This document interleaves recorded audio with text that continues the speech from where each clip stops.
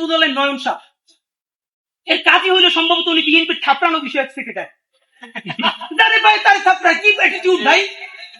বিএনপির বিরাট সমাবেশ, সে হাঁটতেছে, সামনে একজন আইসক্রিম মেলা, সমানে থাপড়াইতেছে। ওমা কি আনন্দ! স্টেজের সামনে এক ভদ্রলোক তার আদার উপর থাপ্পড় দিতেছে। ব্যাপার হলো যে সে থাপড়াইতেছে, এইটা ভিডিওতে মানুষ মিডিয়ায় দেখতেছে, বিএনপি এইটার বিরুদ্ধে কোনো অবস্থান নিছে?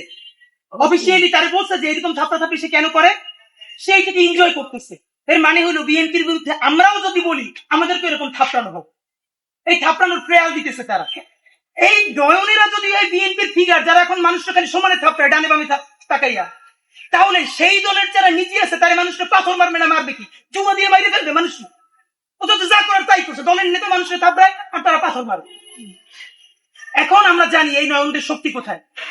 নয়নরা থাকবে নিচে, চাঁদাবাজি করবে, টাকাটা আনবে, টাকাটা আইনা উপরে পাঠাবে কারো না কারো কাছে। তারা হবে ভদ্র সুশীল, তারা মত করবে না, ইংলিশে কথা বলবে। আর নয়নরা নিচে চাঁদাবাজি করে উপরে দল চালাবে। এইটা বিএনপির বলিনি, এটা জামাত করলে জামাতের অবস্থা এইটা হবে। এইটা এনসিপি করলে এনসিপি তো নতুন দল, সুতরাং ফেরেশতাই মনে হবে। আমরা এনসিপিরও বুঝতে পারবো সে আসলে বিএনপির মতো ক্ষমতায়িত হইতে আসলে সে কি করে। সুতরাং যুবদলের ব্যাপারে এটা মমের বয়ান। আপনাদেরকে একটা বড়ি থানা ঘেরাও কথা বলেছি। এখন যেটা সব থেকে কনসার্ন, আমরা যতবার নির্বাচন নিয়ে কথা বলেছি আমাদেরকে বলেছি আমরা নির্বাচন চাই না। আপনারা নিজেরা কেউ বুকে হাত দিয়ে বলতে পারবেন যে এই যে অবস্থা বর্তমান দেশে চলতেছে, ভাবেন প্রকাশ্য দিবালোকে পাথর মেরে মানুষ মারা হচ্ছে, এই ভিডিও কোনো মিডিয়াতে আসে নাই। তৃতীয় দিনে যখন সোশ্যাল মিডিয়া আসলো তারপর একটা প্রেশার তৈরি হলো, এখন গ্রেফতার হচ্ছে ঢাকায় প্রকাশ্য দিবালোকে।